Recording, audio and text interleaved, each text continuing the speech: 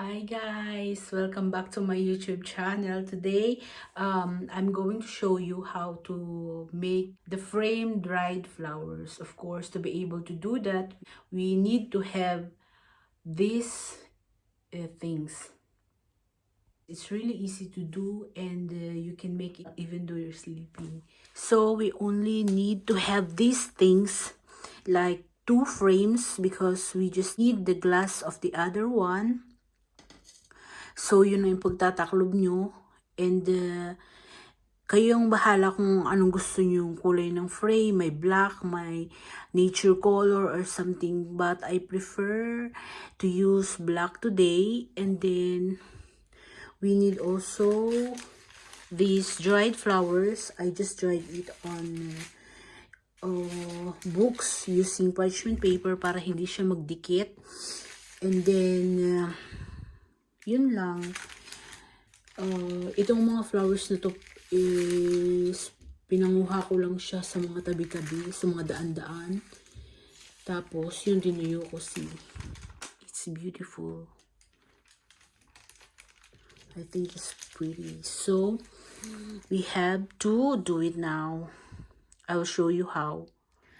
Pwede nyo kayong gumamit ng gloves para hindi makita yung fingerprint nyo dun sa glass. So, pwede nyo gamitin yan. Yan, start na tayo. You just have to do it like that. And then, pumili kayo ng kung anong gusto nyong bulaklak na tuyo, kung ano yung gusto nyo. Tapos, ilagay nyo lang kung saan nyo gusto. Total naman, kayo lagi nasusunod. So, kayo na lang ang bahala. Yan. Super pretty.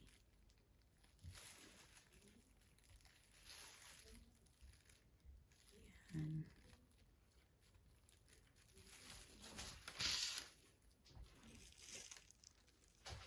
And then, gupitin nyo lang itong dulo. Bahala kayo kung saan nyo gugupitin. Kung gupitin nyo kung gupitin nyo ng maikli, kung gupitin nyo ng mahaba, bahala kayo. Yan. Pero ako yan, gupitin natin. Para magkaiba siya, iba-ibang layer. Yan. Hindi masyadong maganda kasi yung hindi magka-pantay-pantay. Maganda yung hindi pantay-pantay. Ay.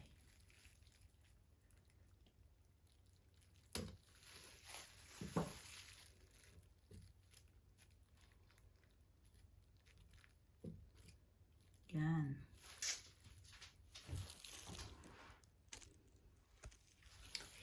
And then, ipatong nyo na itong another glass.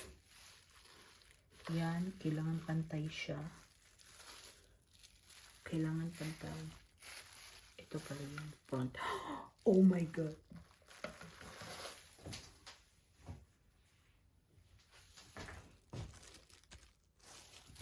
Yan, kailangan yung bubog is pantay siya para mas madaling i-frame. Maganda talaga yung pantay. Pantay-pantay lang. Pantay-pantay lang tayo.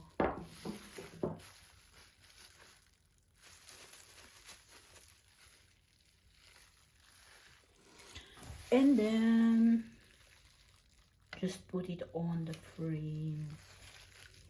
Kailangan madiin. Diinan.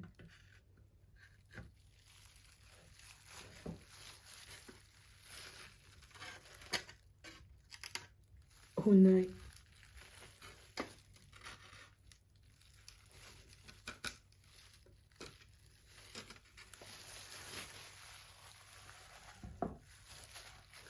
Or, mas madali ganito.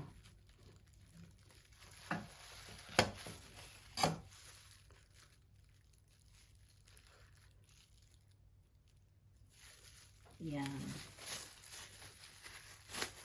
Tapos, saka nyo na ilagay yung next. yung another na bubog para mas madali. And then, i-close na para hindi siya magkalaglag.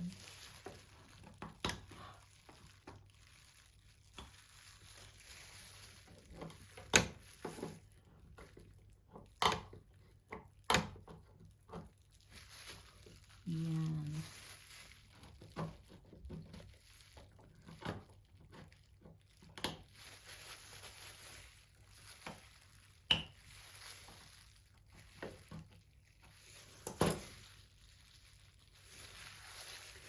So, this is our finished product. Isn't it pretty? Yes. Diba? Cute naman siya. Pwede kayong umorder sa akin if ever, if you want, for not so expensive price. So, ito na nga ang ating finished product. Kita pa ako. Yan. Ito.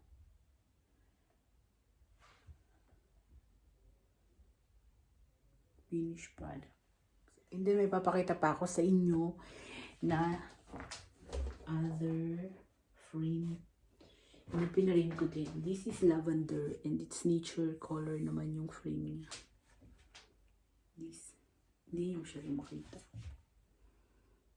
This. Oh, yeah. This one. See?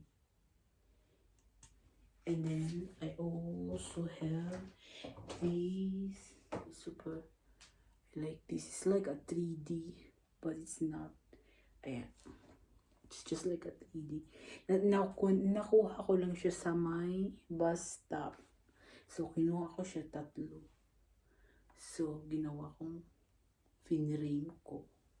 Diba? You can order if you want. And then this one is my favorite. This one is my favorite because it's super big and it has many different flowers on it. So, I like it so much.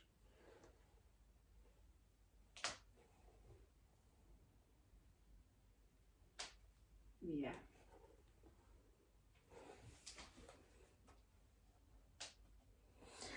Yun lang guys. Thank you for watching and I hope na nakatuto kayo kahit konti dun sa aking mga frame dried flowers. And pwede kayong umorder sa akin if you like. Mas madali lang siyang gawin kaya order na guys. Thank you. Bye. Don't forget to subscribe and like my channel.